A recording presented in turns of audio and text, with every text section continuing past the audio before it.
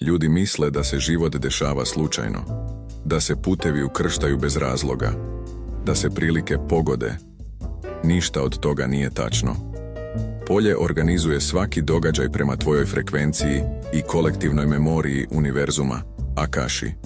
A čovjek nije posmatrač tog procesa. Čovjek je alat kroz koji se on sprovodi. Metakonstelacija zna sve potencijale unapred. Misli, emocije, izbore, prošla iskustva i buduće mogućnosti. Ništa ne nestaje. Sve što jesi, vraća se kao oblik realnosti. Intuicija nije osjećaj. Intuicija je signal metaverzuma. To je lični interfejs polja u čoveku. Prva misao, iznenadna slika, neočekivani susret, tiho zaustavljanje ili nagli impuls da kreneš. Polje ne reaguje na želje, ne reaguje na planove, ne reaguje na strahove. Polje reaguje isključivo na frekvenciju.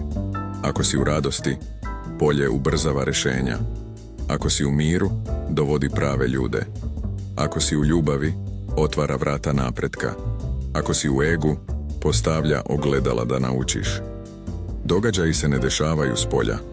Oni se konstruišu iznutra ka s polja. Tvoje oči nisu samo gledanje, one skeniraju. Tvoje srce je izvor impulsa.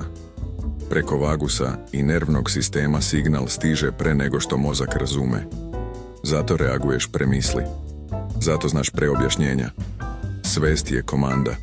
Intuicija je navigacija polja i alat. Polje je arhitekta. Čovjek je realizacija.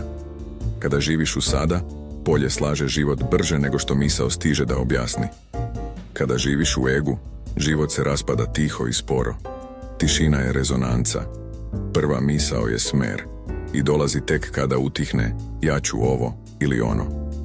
Tada signal polja prolazi neometano, a ti postaješ operater živog metaverzuma.